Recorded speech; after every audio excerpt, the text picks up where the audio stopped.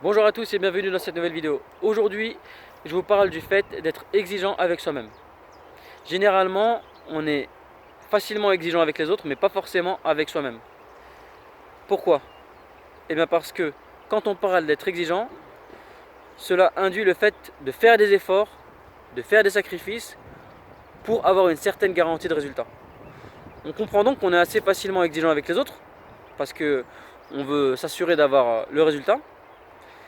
Mais par contre, on est moins exigeant avec soi-même parce que on devra faire, entre guillemets, le sale boulot, le travail, les efforts, pour ensuite pouvoir profiter du résultat.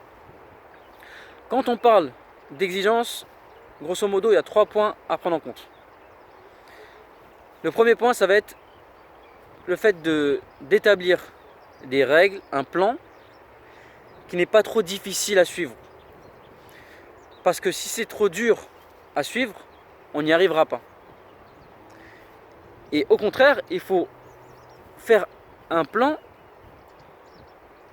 suivre des étapes de travail qui ne seront pas trop faciles à suivre, parce que dans ce cas-là, on a moins de chances d'atteindre notre résultat.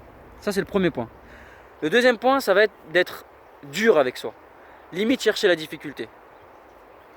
Ne jamais choisir le chemin facile. Parce qu'en général, c'est le chemin qui nous mène à l'échec. Donc, être dur avec soi-même, être persévérant, se forcer, se pousser. Donc ça, c'est le deuxième point. Et le troisième point qui va un peu avec, c'est s'autoriser un minimum d'excuses. Ne pas chercher des excuses. Essayer de, encore une fois, être dur avec soi-même. Ce qui va nous permettre de toujours rester sur le chemin qu'on a tracé et qui va vers notre résultat. Voilà, j'espère que ce conseil du jour vous aura servi. Si c'est le cas, n'hésitez pas à mettre un petit like. Abonnez-vous si ce n'est pas encore fait.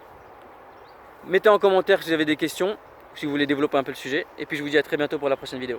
Au revoir.